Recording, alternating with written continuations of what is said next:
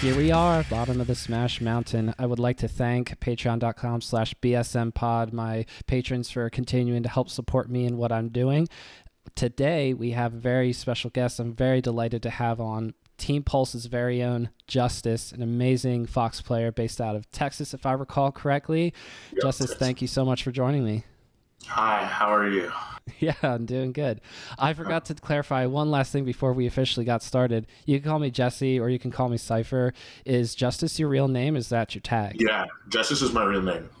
Yeah, Justus. Yeah. That is so cool. Yeah. It's spelled like Justus. The way it's spelled exactly like that because it's just me and my mother live together only. Like I don't have a father or his siblings or anything, you know, so it's just me and her, so it's just us. So that's kind of where I had an old tag, GP, that I went by, which stood for gamepad because I started off as a Sonic as a Sonic main in Smash 4 like when I was in high school, and then in 2016 I found out about Melee and I was like, okay, this is way cooler. Yeah. But it is too bad that Sonic wasn't in the game. I know that based off of David V. Kimball's documentary, like the elevated documentary about the development of Melee, the creator of Sonic or somebody up in Sega Genesis was like, oh, can you put Sonic in the game? And the same person for Solid Snake, they're like, can you put Sonic in the game? But Melee was made in 13 months. There's no way. But it would have been cool to see Sonic in Melee. It would have been cool, but man, he makes people rage too. So it's really hard to say for competitive play because people would hate him. I remember making people very upset on the Smash 4 days. I would get people would I remember because I was literally 16 when I was playing on my Wii U. I had my Twitter in my I can't even remember my Mii's profile or whatever. Somebody made a fake account to tell me how bad I was and how I was carried by Sonic. It was they're screaming at me about it. It was actually really funny. I think of Sonic's character in Melee, if Tamikania ever gets around to it, or somebody else, is just a really fast Jigglypuff with just the fastest back air in the league. Yes, he's insane. I mean, I made people very, very upset when I would play him. I thought it was really funny. So, man, there's a timeline where it was Justus the Sonic name in Melee if Sonic was in Melee. So that's a little scary. Yeah. And so, maybe Beyond Melee, another group of developers that are still doing cool things with modifying Melee. Okay, so you mentioned that you got into Smash originally with Smash 4 back in around 2016. So had you played, you'd obviously played other video games, what am I saying? But when you first started playing Smash 4, was that because of friends, or how did it first come to be where you're sitting down, you're actually playing for the first time? I played as a kid. It's actually really funny. Somebody who's pretty toxic in my life, early childhood, told me that I would never that I wasn't good enough to play with them, and that I would never be good enough to play with them, which is actually really funny to think about now. Because I was a kid, I was a little kid, and they were like, "You can't play with us." And I saw they were playing Melee, and they were playing on Fountain of Dreams. And I always remembered that. I always remember they were playing on Fountain because it's so pretty. And then we started to play. I moved to a different apartment. Kind of got those toxic people out of my life as a kid, and we started to play Brawl at my friend's house. It's my friend's apartment. He just happened to have a Wii, and we all wanted to be better than each other, and we played with items on. Obviously, you know what I mean. And I literally once I got to 14, I started to think I was too cool to play stuff like that. So I stopped for a while, and then I became 16, and I was like, okay, it's time to play this stuff again. And I started playing it, and it was awesome. And then that's pretty much how I got back into it. And then I, slowly after playing on a gamepad Sonic on, for glory for only so long, it got boring. And then I was finally when it was my senior year of high school, they opened a Melee club, and there was literally 20 people there at my high school for Melee. It was a big thing. Wow. And I just went there. Yeah, it was huge. And I live in my school is I don't know if you've ever heard of Monday Night Melee, the local, but it's one of the biggest locals in the U.S. and it was 10 minutes away from my school, and so I went to the Melee club. I played for 5 months, and I went to my first tournament. So yeah, 2016 is like when I started, like late 2016. Like really getting into Melee, because I understand that whole too cool for school kind of a feeling where you grow up with Nintendo, but then there's other games, like Call of Duty and Halo and first person shooters. Like there's all kinds of different games that you can try and play, but I always come back to Smash and Melee in particular just because of the freedom of movement, and everything's right in front of you. For some of the scenarios where some things feel unreactable or you don't necessarily know what exactly is going to happen. I think about people who have to play first person shooters all the time where they literally turn corners, like one of the big things is turning corners and seeing, okay, who's there? How fast can I react to where someone's position, aim, shoot, fire, that kind of thing. But I think one part for me and what I love about Melee so much is, aside from the control that it has, is also just, it's all right there in front of you. I don't know. Yeah. Does that resonate with you at all? Or why did you? Yeah. Totally. I think I got back into it because like I was like a really different person before it, and it was like I saw Apex 2015 like a year after it happened, and like getting back into video games, like the reason why was because it was just so like comfortable, because like in my worst moments video games were always there to like play, like if I had a really bad day at school, or if I had a really bad like the argument with a friend or something like that. Like I can always like just play games, calm down, and like would always use it as like a virtual stress ball. You know what I mean? Like I would just and when it started, like when I really wanted to get good, I started practicing tech skill when I was anxious and I was having bad anxiety. I was like, okay, like I can't like hold a stress ball. It feels weird to me, and like, I can't fidget with it. What can I do? And I was like, I'll just practice melee tech skill. And then I looked at SSBM tutorials. Saw their tutorials, practiced all that stuff, and then I just got really technical. But like, I had no neutral. Yeah, that was super fun. I loved that. So that's like how I got back into it, really. But you were also competing as well. So when in 2016 you're starting to go to, I want to say Monday Night Melee. Yeah. Right. So you're probably not necessarily setting fire to the bracket or anything just yet, but when you're talking about gaining a lot of tech skill but having no neutral, did you kind of view it as the tournament as sort of just like an opportunity to learn that, or were you still concentrating at first in the beginning on getting up to snuff with being able to move with, I'm assuming, Fox? Did you play Fox from the beginning? I actually dual mained. I made Marth and Fox, which was like crazy, right? Yeah, but also kind of like for the fact that no one's ever done it successfully at tippy top level, it feels like a good idea. I don't know. Yeah. It was like really interesting because like I started playing Marth, and then like one day I was playing Fox against my friend who was above me, and I was like, this is also really fun. I didn't know exactly what I wanted to do, and since I really got started this summer after I graduated from high school, I would go into a tournament with no goals. I would just be like, okay, I'm going to play and let's see where this goes from here. Because like I was at a pretty blank spot, like I didn't know what exactly I wanted with the game, but I knew I wanted to enter tournaments. So I'd just go every single week and try my hardest. In my first tournament, I went like 2-2. So I didn't go 0-2, which was really cool because like, it's hard not to go. It's, like going 0-2. Yeah, going 0-2 it's tough. You know what I mean? Like it sucks when you go 0-2. No, I know what you mean. That's me right now. Yeah, I was like, oh, this is horrible. But yeah, so like I got better at and I met Ark.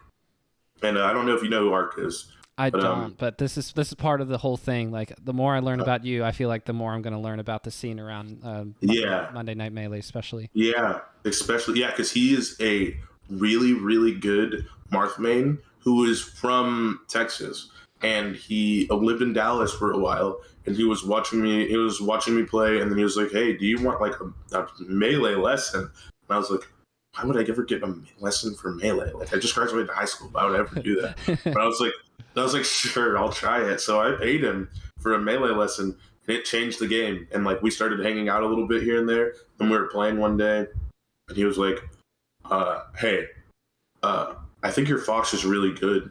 Your Marth could use some work though. After we played like this long session, and I was like, all right, screw Marth. I dropped him that day. Whoa. Yeah. I dropped him that day, and I was like, okay, full-time Fox. Like, let's do it. And then I just started making Fox. Arc was like a big part of that. So was Jagged Cole. He like had helped me with analysis. We would like sit there and watch sets together, and it all just kind of fell together for what I wanted with the game. And I feel like that's what people need to let you need to let it fall together. You should play. You should just play and see where it takes you rather than try to be dead set on a goal. You know, you can, especially when you're early is what I mean, you know, because like you're just finding out a lot about yourself and your play style. So that's really important to me, to just kind of find yourself. So I'm kind of on the right track then, because that's kind of how I've been looking at it with like me and trying to go to the weekly that I have been going to sporadically, but it hasn't been back for very long either. It only just came back in the middle of October here, Saturday weekly. Yeah, exactly. Right. And you go and you see where it takes you. You could end up not wanting to get good at the game. You could end up wanting to be the best player in the world. Right. Like it depends on who you are and like how the game takes you. You know what I mean? Like, I feel like people, rush it a lot and they're like, I have to be good, or you know, and it's like you don't have to if you don't want to. Don't try to force it, you know what I mean? Like, do with this game, do what makes you happiest, you know. And like what makes me happiest is trying my hardest and like trying to get really good. Like, that's not for everybody. Like, not everybody wants to do that, you know. It takes a lot of time. Yes, a lot of time and a lot of deliberate. Of course, just because the practice doesn't necessarily need to be there 7 days a week, 365, just right at the beginning. Eventually, as you get to a certain level, there's probably pressure that you feel to do that, where you play in a set against either a bracket demon or somebody who you haven't beaten yet, and you go, I know what I'm missing here, but it's going to take time to implement. It's going to take time to work through these specific scenarios, just because Melee offers so many and you have to get through all of them eventually to become better and better. That for you, was that something that after switching to Fox, going full main, you wanted to get all of those scenarios down, learn not just how to wave shine, but account for smash DI, also be able to tech when you like up B towards to the ledge on like Final Destination, then wave dash back on the stage, pull a shine or an up smash, like all that kind of stuff. Yeah, all the like really technical stuff. Super technical stuff, because you play really technical. I could actually do that really early into my game, like probably the first like 8 months that I was playing. I could pretty much do anything that I wanted. But what was holding me back, like the game plans and stuff like that, and there's like, everybody has this region of these players that are like fringe PR, right? They're not on the PR, but they're fringe PR, and they're really good at keeping people out of getting on the PR because they're like the people that they're perfectly okay with where they are, and that's so cool, right? But like, for me, it was What the Flux and Mervis. There were two players, and one was Samus, one was Falcon, and I could not beat them. You know, like I just couldn't. I was like, why can't I beat these guys? And that frustration of like me not being able to beat them, like pushed me to like, okay, now I have to like, you know, go out of my way and do things other than practice tech skill every single day. You know what I mean? Like, I was like, okay, so I got to figure this out. So I studied VODs. I didn't have a computer until 2020, which is crazy. Yeah, so I would write in a binder. Or in my notes on my iPhone, the notes that I would need like to do to like actually like get better. And I would come to those tournaments and I would read them on my way to the tournament. And then I would read them the day before, and then I'd play. And I like, it would either go really good or really bad. And eventually I finally beat both of those players, you know, separately, not in the same tournament. But it was a pretty big statement for me, you know what I mean? To break out into like he's not just, you know, like you're like, you know, the bottom of the barrel at the tournaments, you know, he's getting better. Right, you're somebody who's starting to get into that French PR yourself. So what year was that when you started to really start knocking on the door of winning some of these events? Probably not winning events, but I would get a bit better at those events. And like, because I live in a really stacked region. So probably like 2017, 2018, like a year or two into me playing. I started to get a lot of better. I think I got PR'd in 2018 in Dallas for the first time. And then I got PR'd in my state as well in 2018. So yeah, about 2 years into playing. So the one pop-off that I remember from a Texas-based player was Albert against Hungrybox at Low Tier City 7, which I believe was in Texas, was it not? Yeah, it was.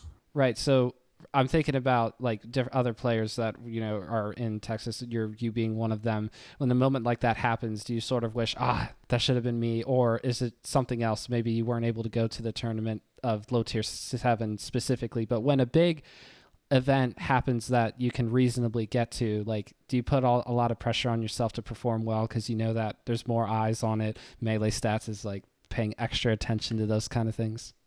I'm pretty good about this. I actually never think about that stuff. It never really crosses my mind. I've been doing competitive things since I was a kid. I got a lot of that mentality stuff out early of like what I have to stop caring about what people think.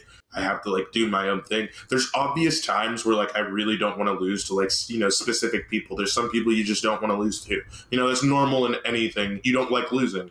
But when I see Albert win, I'm like, sick. I'm not really close with Albert. You know what I mean? But I'm like, that's cool. You know, he won. Like, good stuff. Like I'm never really jealous about it. You know what I mean? The spotlight will be on me when it's my turn. You know, I don't need to be mad about it because that's not my turn. You know what I mean? Like, it's like if you're passing a ball with somebody and then, you know, you're passing a ball with like 3 people and they pass it to the other person. It's not even your turn yet. It's like, it's not my turn yet. When it's my turn, I can pop off, you know? And then if the eyes are on me, they are. But you got to play for yourself, you know? I love that mentality. And I think that hearing how it wasn't just Melee specifically that cultivated your competitive personality, there was other things in your life that helped you hone in on that as well. That's really, really cool because I've heard different people talk about how Melee sort of brought that out of them where it was fun at first and then they started to want to get better and just all of a sudden like brought the competitive side of themselves out through Melee. But one advantage of something that you're talking about there is how if you're playing in a really big spot, it doesn't necessarily all start to crash down on you. And it reminds me, I'm not trying to say you're the next Mango in the sense of how he likes to say when he gets asked about it, he's like, I don't really get nervous while playing because truthfully, if you spend any part of your brain on that, it just affects your performance. And you know that as well. That's really cool to hear. Yeah. It's important. I guess, yeah, early sports, playing in high school basketball, that was like, you know, eyes on you. Nothing is scarier than a bunch of judgmental kids your age in high school. If you fall on the court, you might end up in a meme, you know, or something like. Yeah. So like, there's way less to think about when I'm playing somebody right next to me who's just playing the same video game as me, you know? Just makes it a lot easier. So then, now that it's gone into the quarantine era and in this time and stage of the game, we're sort of starting to get out of that. But like, what was Slippi when that first dropped? What was that like for you? Like, how have you used that to try to continue to improve and to get better? So I had just gotten a net play set up like right before then, and I'm so bad with computers because this was my first time owning a computer. Yep. Right? Like, you know, so like I had just learned how to use regular net play. And then a day later, I'm not joking, a day later, Slippi comes out. And I was like, dude, really? Like this, because I didn't even know what rollback netcode was. I was like, this is so annoying. Now I have to download this new thing. It's probably not even that much better, but it's way better, infinitely better than delay based. But I downloaded it and I was like, okay. And I had just gotten through. So at this time, I got a computer because quarantine was like, I was like, this isn't ending for a while, turns out. So I'm going to have to get a net play set up to keep up. So I got one. Yeah. And I was like, okay, let's download Slippi. And then I went on Unranked and I ran into Fat Goku immediately. And yeah, on Unranked. And then we had a really close game and he barely won. And this was when it wasn't hold to Z and I left on accident. I accidentally pressed Z and I left after one game. He was staying. He was waiting for me to press start. And I accidentally pressed Z and I left and I was so angry because I was like, dude, I wanted to play him so bad. And it helped me. It helped me a lot because like I had gone through a breakup that summer, and like this quarantine, I work in an elementary school, so there's nothing for me to do because schools are closed. So I entered over quarantine like 140 net play tournaments. Yeah, yeah. Ooh. Yeah. So like Slippi helped me a lot. I mean, I was so much worse when Slippi had just come out. I would play. There were times where like if the tournaments didn't collide, times I was playing in 2 to 3 tournaments a day. Oh, you were truly fiending the net play, farming Yeah, those events. Oh, that's well. How do you play 140 if you don't play in 2 brackets in the same evening? If you can manage it anyway. yeah. I was like, it was really weird. So like some of them weren't in the evening because of rollback. I could enter a tournament on East Coast time. You know what I mean? Yeah. So then by the time the East Coast time was over, if a tournament just ended in New York, one is just starting in California. So I can like get into both of them because Texas is the best place to live in. That's for what I netball. wanted to ask you about. Yes. Yeah. They don't know what to Yeah. do with you down there. Yeah, because if you have fiber, like back then where I was living, I had 900 up, 900 down, 2 ping. So I could get good connection with anybody, right? Oh like my any player. gosh. Yeah. So like I would enter any event that wasn't, like Europe, like I could enter any event and play with everybody. So I was like, okay, I will just spam this. And I'm on the upper right since I'm in Dallas. So I'm technically closer to the East Coast. The worst connection I get is with Pacific Northwest, but that's like 70 ping when I'm on fiber. So like it was lit, I just entered everything. I could play anybody, I wasn't restricted. So I'm really fortunate in that regard. And that's about the time where I first started to find out about you, just because I feel like as I started to delve further into the Melee sphere, especially on Smash Twitter, I eventually saw one of your clips and I was like, sick. So I dropped a follow. But you having entered that many tournaments, I mean, when you get to, or sorry, when you come through that, when you look back on it and you know how much better that you got, but do you still feel like that there should be more of a result that you have, or do you feel like you should have a better result than what you actually have now? Or do you feel like everything is going like in a path that does make sense to you? You are taking the losses where you feel like, okay, I probably wasn't playing as well there, or does it all feel like sort of unfair still in some way? Like, I've played so many events, I should be like 1,000 times better than this. I think that with the way that I work and the way that my performances are is only indicative of how good I am, and I'm not owed a better or worse performance because I am doing everything that I can, and so eventually that'll all come together, right? So I'm not really going to be pressed about. I'll be pressed about my performance if I want to do better, but I will never feel angry because I feel like I'm deserved of a better placement, because I feel like that was me that day that was playing. That wasn't anybody else. That was me. And that's I've been working hard and that's what I did. That's completely on me. So I'm never really upset about it in terms of oh, this is so unfair. I should be better. I should be like 1,000 times better. I feel like I am where I'm at because I've worked as hard as I have, And like if I keep going at that pace, then I'll just keep getting better. You know what I mean? There was a doubles tournament, an online tournament that I saw you play a little bit in bracket for. This was a couple of months ago. I was just lurking in your stream, which, by the way, it's I need to pull it up because otherwise I'm going to forget the exact twitch.tv/Justus LR_ for those who would like to know. That you were in a doubles event, you're playing. Things are kind of going well. I think you were on the winner's side of Grands, but then it started to turn backwards, and I think lost in 2 sets or something like that, where it was just like you were up with your teammate who I honestly don't even remember who it was. I just remember watching you on stream after losing the set, and you were like, all right. And I was impressed by that just because I feel like most of the time when you really want something to go well and you're playing an event, there's going to be at least some emotion just right off the bat. And then you can, after a few minutes, start to calm down a little bit. But like you kind of like frame one of just being like, all right. Yeah. I've had to get used to that. You know what I mean? Like being a hothead kid, I used to get in a lot of trouble with my anger because I would just let my anger just go, and I'd just get mad, would shut down. You know, and I've had like family members who've been very had bad anger issues, so I had to learn to like keep good composure because I also have to remember when I'm on. Like, there's a lot of people who want to see me get mad.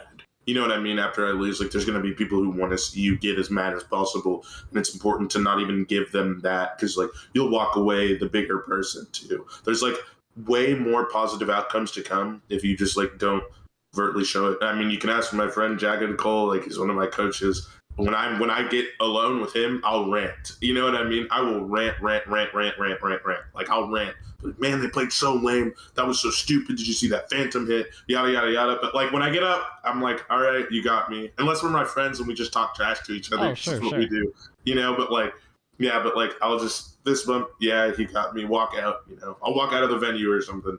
But, yeah, like, I just got to remember. I always remind myself if I get really mad, I'm like, okay, getting mad here and giving everybody that reaction will be 10 times more embarrassing than you losing the set. You know, just walk away. Yeah, you'll be good.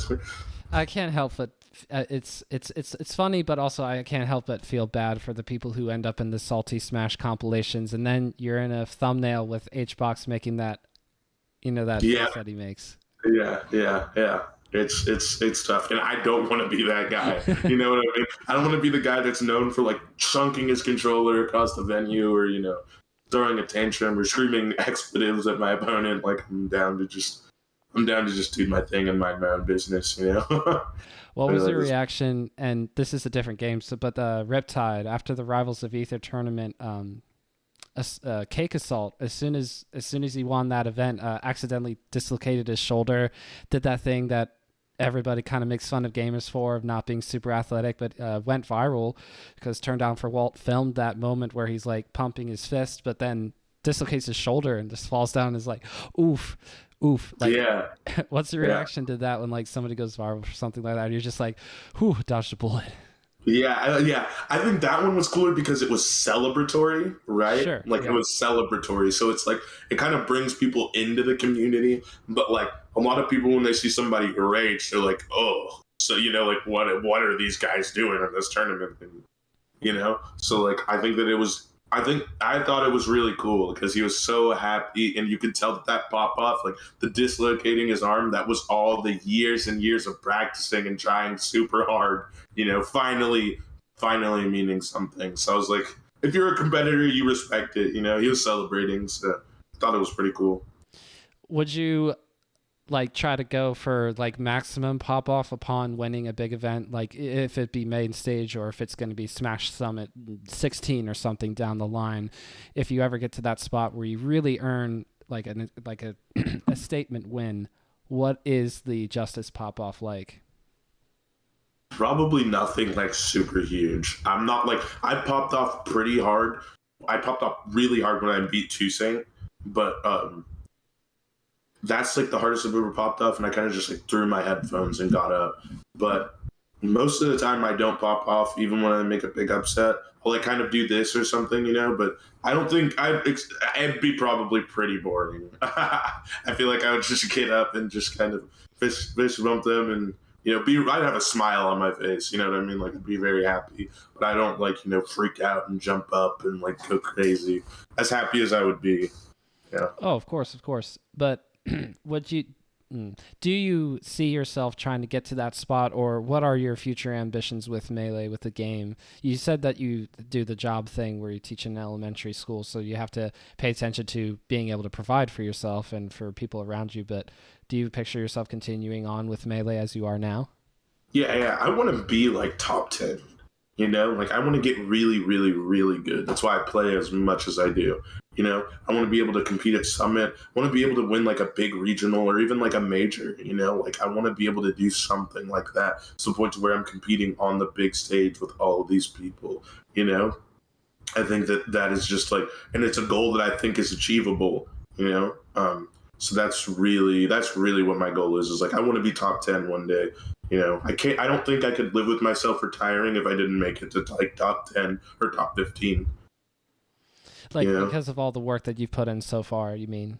Yeah, totally. Yeah, I'd be so upset because like it's like I looked back at like basketball when I quit basketball, and I was like, I mean, and I didn't even like it as much as I like Melee, and I still think I wonder what would have happened if I put in all my effort, you know. So it's like this is my chance to actually do something. I feel like I have the talent for it as well as the work ethic, so I might as well put it in 110%, right?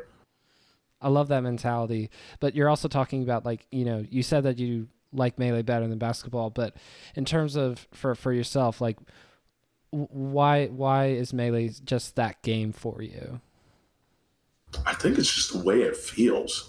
Like, and this, like, the reward of outplaying your opponent with Fox is like so sick, you know? Like, it's so rewarding every time you learn. It's like dopamine. Like, sometimes it gives you like chills when you learn something really, really important and it clicks, you know? Like, oh, I got that now. This is something that I can know, and it changed the game, you know? And like it changed my game. That's what I mean. Like, now I can actually like improve, and you feel that improvement and you feel that growth. And that's a feeling that is so good enough that, like, it's just so good that you can chase it. And that's what really like keeps me going and what has made the difference. I played basketball. I was kind of like, now this is fun. Make a shot. I was like, this is fun. This is cool. Keeps me in shape. But that's about it, you know? Yeah. Yeah.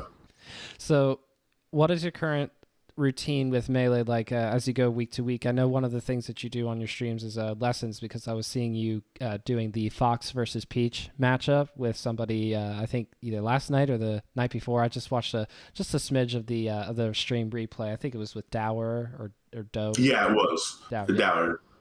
Yeah. So I do lessons.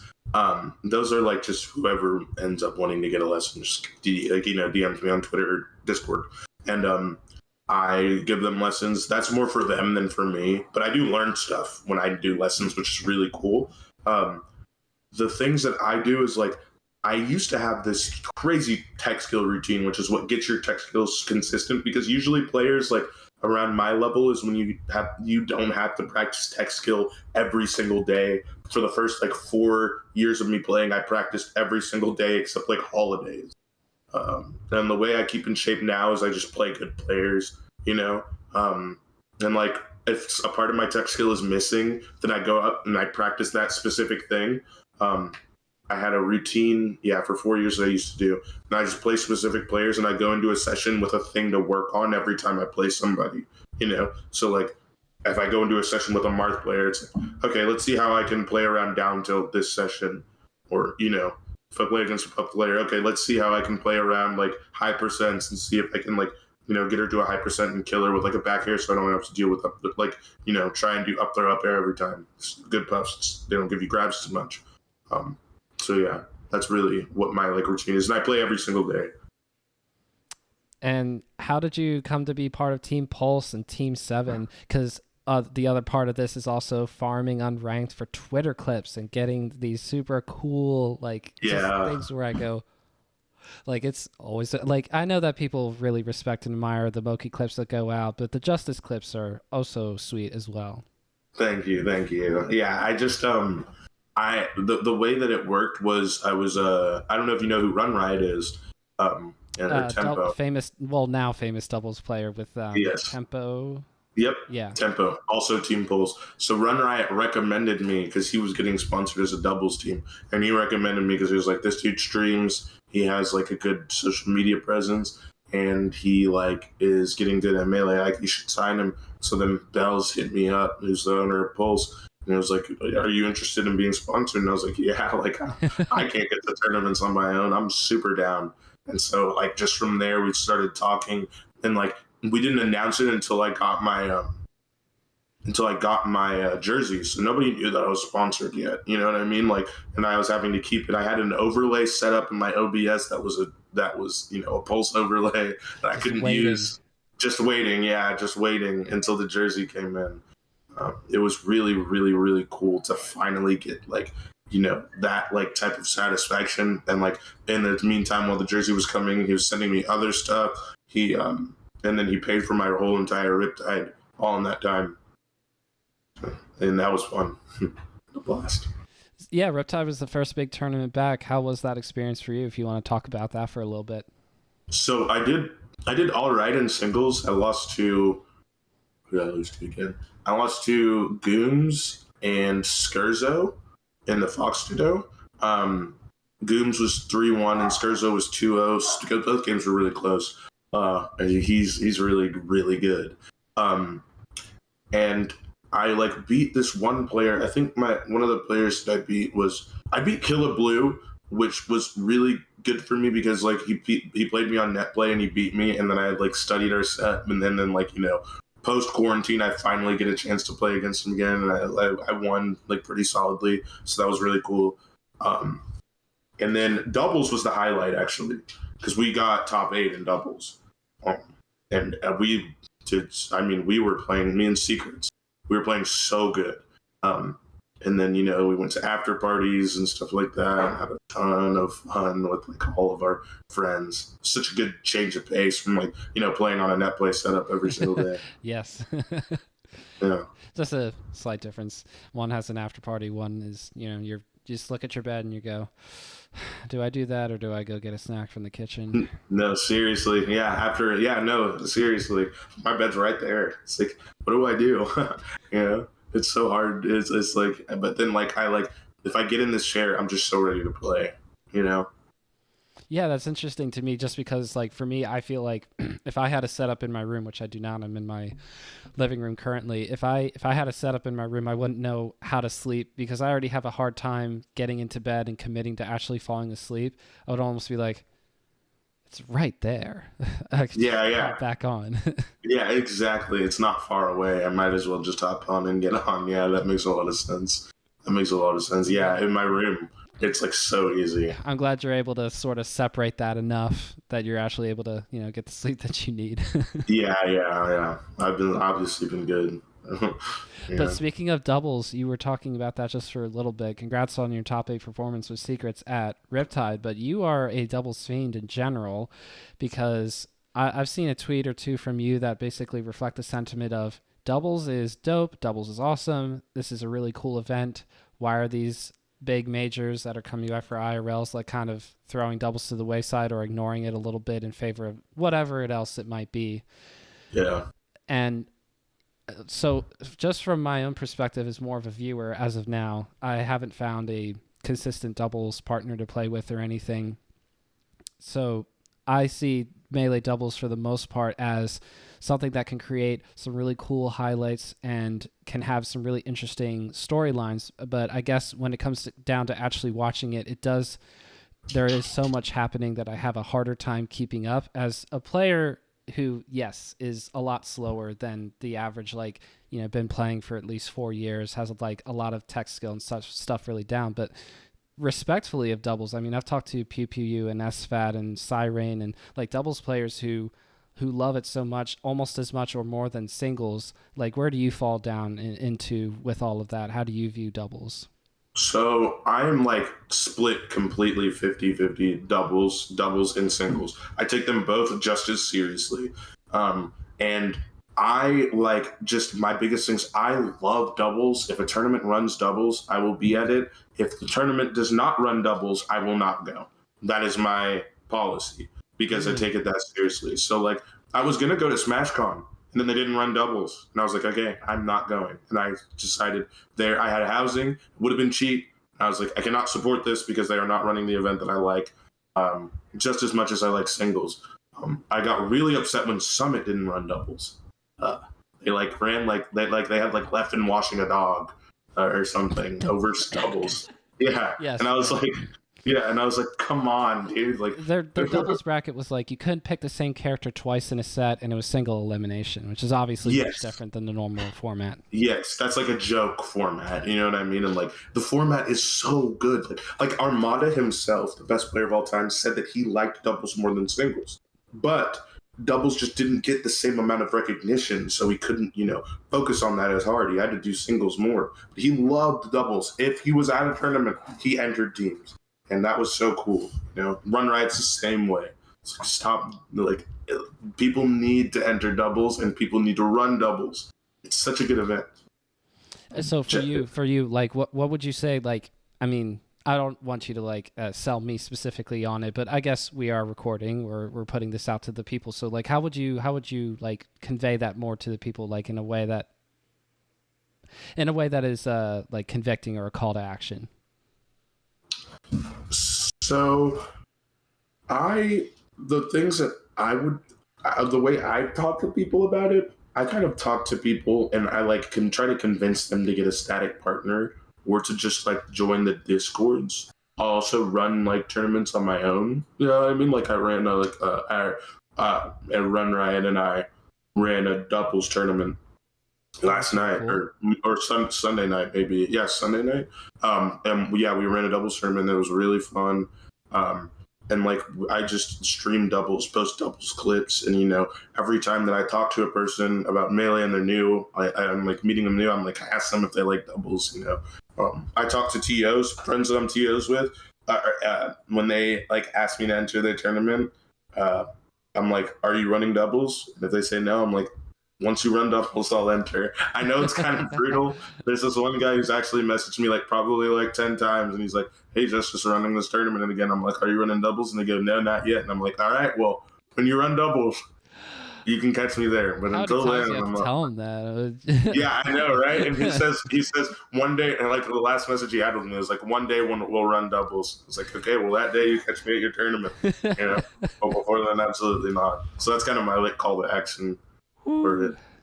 Yeah. And I love the stance that you take on that because you're following through on it. Well, first of all, but also the way that I like to talk about doubles to anybody who might be a little bit more of a doubter, because like I sort of just like know that it's hard for me to watch, but like anytime that I play doubles, I have fun. And as soon as I find somebody to like consistently like play doubles with, like you were saying, like a static teammate, I think that'll really help. For now, I'm just happy to have a rival in singles who's like saying to me, hey, I'm going to beat you the next time we play, because that helps me stay motivated to actually. Yeah, of course. Yeah. So hopefully doubles at some point in the future for me will become more of a thing. But the hypest clip of all time, that's what I say to people. What is the hypest Melee clip of all time? And they go, well, Wombo Combo, which is the shirt today. Yeah. Yeah. And yeah, that's a doubles clip. It's a doubles clip. It's insane. This game was meant to be played with 4 people on the screen. You know? Like, I think people forget that. This game was meant for that. 4 people on the screen. Imagine like, items. Yeah. Like, I love it, you know? I love it. A friend asked me to play doubles. I'm down. And, like, another thing is that I want to, like, say is it doubles is also just isn't for everybody, right? Some people like singles more, some people like doubles more. I just think we should treat the formats similarly, you know, and treat them like how people take them both super seriously, you know. One competitive aspect is super serious and so is the other, singles and doubles, you know. And so it's like, why can't we treat it the same if when we run Melee doubles tournaments, like they get good entrants. Doubles tournaments will, if there's doubles and singles running, they'll never have as many doubles entrants as singles tournaments, just because there's more people at singles is more entry level. You know, doubles is still just as competitive. And so, I just to wrap up the whole doubles discussion, I would love to see there be also not just brackets being run and people entering in. It's so cool to hear that like there's Discord specifically like, hey, we'll help you get into this whole doubles thing, because it can be intimidating. It's intimidating sometimes to find people to practice with in terms of like singles, like one-on-one practice. So that's cool to hear about. But I also like the idea of there, like, what if there's like a Run Riot tempo documentary someday, like especially when they pop off and win their first like doubles major. Like that would be so cool. Like it's cool. Exactly. It's cool to see like stuff that was made around, you know, like the Armada teams, whether it was Armada and Eniola's, Armada and Android, or if it's about PewFat. Those are the 2 teams that almost everybody in Melee knows. But like for the newer teams that are starting to come through now, since PewFat and UGS United. Oh, something. You know what? I'm just gonna keep it going. The point is that it would be cool to see more teams like continue to like make waves, if you will, like, and like just be a presence, like Twitter clips. That's so cool. Every time I see something that you put out, I'm always like, oh, that's cool. Like doubles is cool. Thank you. Doubles is fun. Yeah, I love it. It's super awesome. And Run Ride and Tempo are one of the first teams that they're like, you know, they're like two players. They're just two regular dudes. Like they're not like two really good players. And they were seeded 20th at Riptide and got 4th. You know, so cool. Yeah, so cool. Is it weird that I was expecting them to play at about that level, though, just because I'd heard about them before? Like, in my brain, I thought, oh, I've heard about them, therefore they must be great. They'll probably play well at Riptide. How did they get seeded 20th? There were 19 other teams that did better than them. I know, yeah. And then they got 4th. And I was like, come on, guys. Very impressive. Yeah. And that is one of... I was trying to wrap a bow on this, but how cool is it that you can have two players that are not necessarily great singles competitors who don't place super highly, but together as a team will beat players on other doubles teams that they would lose to in singles bracket, but they're beating them as a team because there is something to be said about the chemistry and the communication and playing around each other that happens in doubles. It's a different skill, like straight up, you know what I mean? Like it's a totally different skill, which is what makes it so cool to see. Like once you get good at doubles, you can see who's bad at doubles, even if they're like a top 10 player. And it's really cool. It's really interesting to see like, oh, they're a top 10 player. They're good at singles and they can get pretty far in doubles by being that good. But you know that there's a lot of things that they're missing that they're like, they play against two top 15 players that are good at doubles. It's over. You know what I mean? Like, it's a wrap. Blup is the best doubles player in the world, and he just carries teams. Like, it's insane. So then, what you're not going to be entering in an event like Main Stage or anything this upcoming weekend, are you? What's your next big event that you're looking forward to trying to attend? Smash World Tour. So the losers, not the losers, sorry, the last chance qualifier. Why did I think losers chance? You're going down to Florida then? Yeah, Orlando. So, like, when you think about that, there's, like, all kinds of different players that are kind of coming out of the woodworks might be a bad way to put it. But, like, J Mook from up in upstate New York is going down to Florida, of all people. Like, that just, like, I was very surprised to hear that. But I'm like, oh, that's so cool because J Mook is a good player. So, for you, like, is it, like, does it feel almost impossible to try to study for an event like that just because it feels like there will be a decent chance that players, not just from the United States, but even players from either from South America, Central America, from Europe are going to try to make it there to try to get into that final bracket? The cool thing is like my projected will be out at least like a couple days before, you know, at least a couple days before the tournament, maybe a week. So I'll get a really good idea of what to study for, and that'll be really cool. So I should be fine. I like have a really good idea of what to do in every matchup, like game plan wise. So I should be fine. I shouldn't be able to get that taken care of. And I think that I'd be regardless. I think that I won't go into it feeling unprepared. I've never gone into a tournament feeling unprepared. That's really cool. And I mean, obviously, like, how seriously do you take a mid-tier matchup when it's that big of a bracket, if you come across a Mario or a Ganondorf? I take them seriously all the time. From my round one, I take every opponent super seriously because you never know, especially in the Slippi area, who's just going to be good. You know what I mean? Like, I never sleep on any of my opponents. If I'm waiting, if I have a bye round one, I watch my round ones at majors to see like what they're doing and how good they are. I know that's like crazy, but it's like I'm sitting back watching, you know. I'm ready to play, so I'm like, all right, let's see how good they are. Let's see what I need to be prepared for. I can do. Yeah, mid tiers are scary as a Fox main if you don't know the matchup. You know what I mean? Ganon is really simple. Mario is like it's simple, but it's like you know if you don't know a couple little niche things, you can get blown up. You just get comboed really hard as Fox. So you always have to be really careful. You know, so I just always take those characters like I play against them like they're bad characters, but I take them seriously just so I don't get gimped and then die and then lose. Yeah. Right, because Fox, you know, a lot of mid tiers hope and pray that they come across a Fox in bracket, just because if they come across a Sheik or a Marth or a Peach, they go, oh well, I don't have a combo game to rely on at the very least. Yeah, exactly. At least Fox can be comboed a little bit. Yeah. They get like good GC combos on Fox. Yeah, good for them. That's all they have. That's what they're hoping for. But Yeah, they're like, please give me a yeah, fast faller. yeah. And that's exactly why I have to remember. They're like, please give me the hit. Mhm. It's not like, oh, I'm gonna work for this. Like they need to get like I need to give it to them. Yeah. So that's Right, what it because is. that's what it comes down to, like in terms of it's not that anybody hates Mario, it's just that Mario has less tools to get an opening, the opening that they need, and then you just sort of can narrow the gap down to, well, they're looking for very specific things in very specific scenarios, and I can predict that better than Falco or a Marth who has a lot of different ways to approach or has ways to approach that are hard to counterplay a lot of the time. Yeah, exactly. Yeah, totally. But that's really cool to hear. Like it, that sort of matches the what everybody's always said about Armada, and Armada said it himself. He's like, I take every matchup extremely seriously, and I'm like, I believe it. Like Oh yeah. just like round ones, like destroying people because you're not gonna let that door stay open at all. Close it as soon as you Yeah. can. I mean, I played him. It's true. I played Armada in friendlies for an hour, and that guy takes every single friendly seriously. I mean, he is like hard locked in and focused. I played him in the VIP room at one of the LTCs, and like I took the first stock like pretty handily, and like he like took a deep breath, leaned in, and then three stocked me.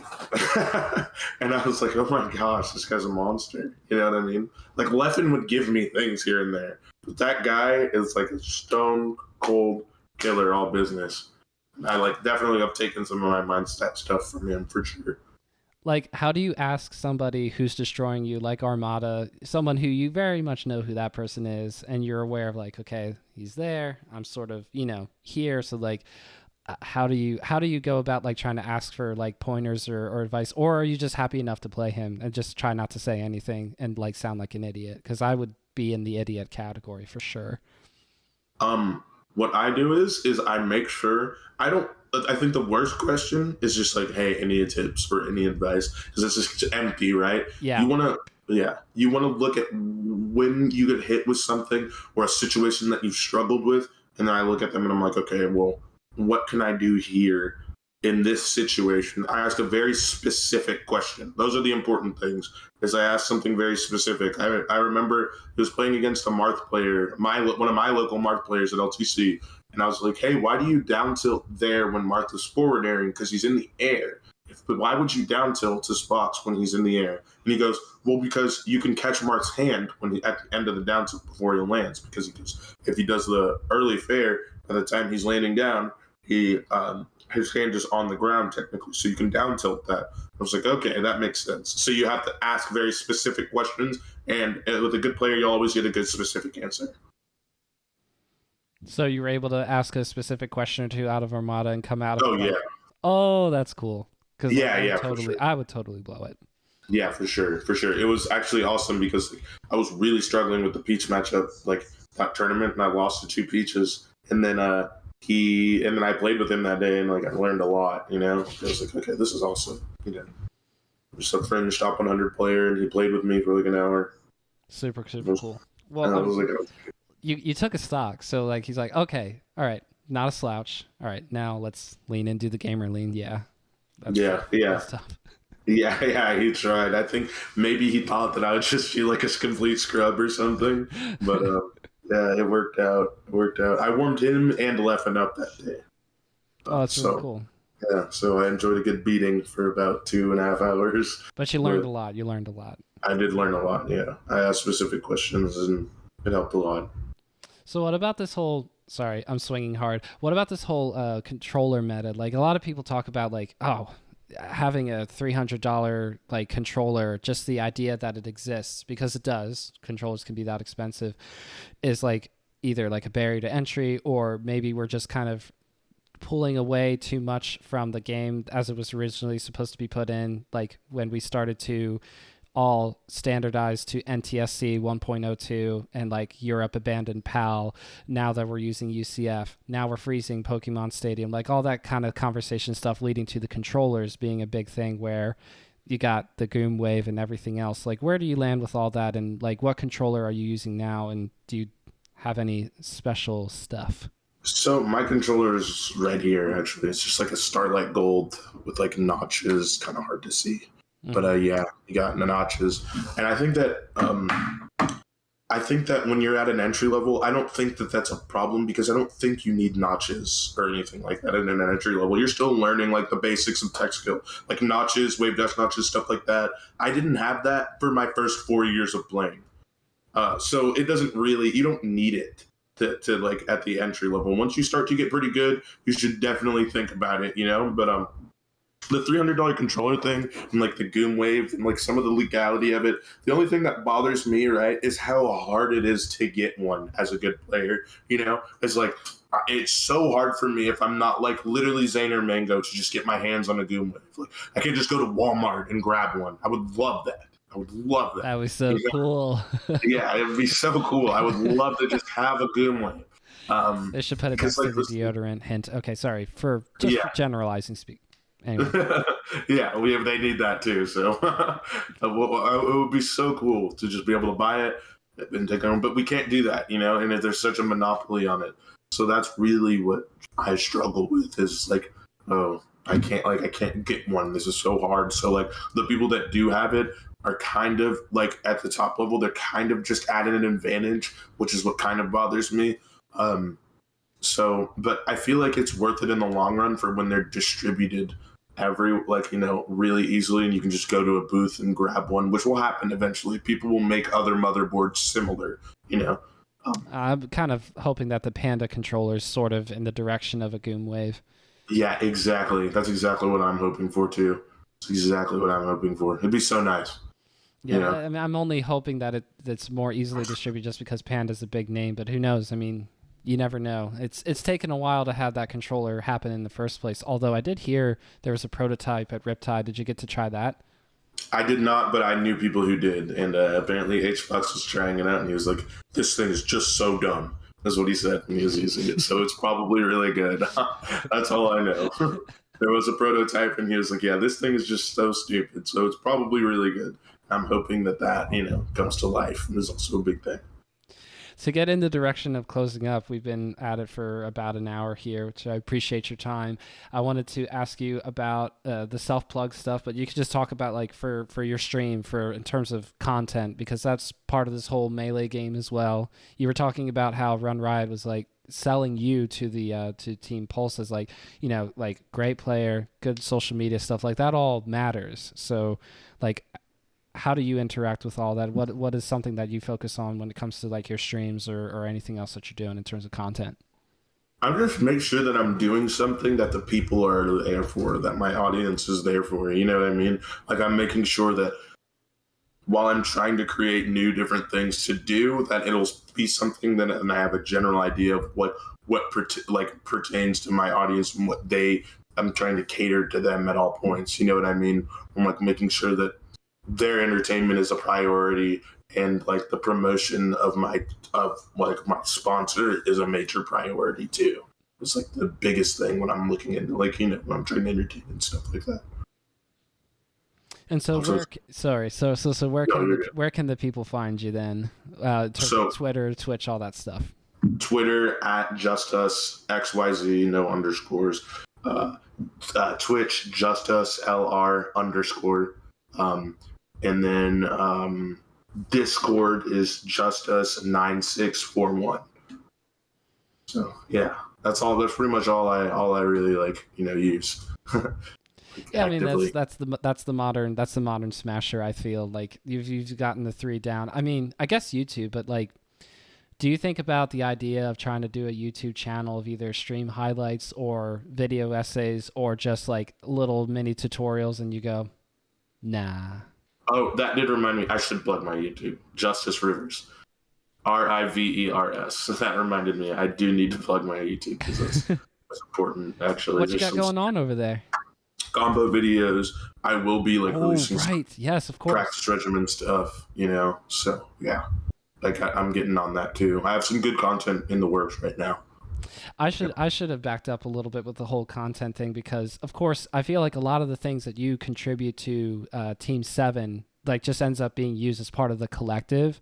But like when you hit something really cool, like do you think to yourself, I I want this for myself. Or you're like, I'm sending this over to Team 7. Like, G-Dubs is going to turn this into a monster clip at some point. I like hit it for myself at first, and then I'm like, okay, now like that was insane. And then I'm like, oh wait, I can send this to, you know, Team 7. So I send it to O is like the creator of it, and Okay. I send it to him. Or like I don't even send it. We have like a private channel in the Discord. The Discord is public, but the it's private. There's like a private section for the members. Yeah. And I just put, there's a clips channel. I'll just put it in there, and then Ben will say, "Oh, he'll say, gimme," is what he says, and then I'm like, okay. I send him the Slippi VOD, and then he records it himself on his own Slippi file. It's really cool.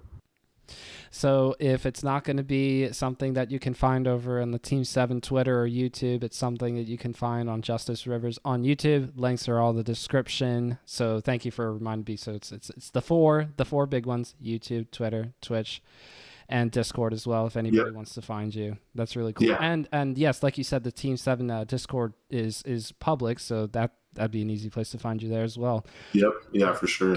But Justus, thank you so much for joining me on Bottom Smash Mountain. I really appreciate your time. Yeah. Thanks for having me. It's super fun. Yeah. It's my first time doing something like this, so I really appreciate it. Appreciate you coming on.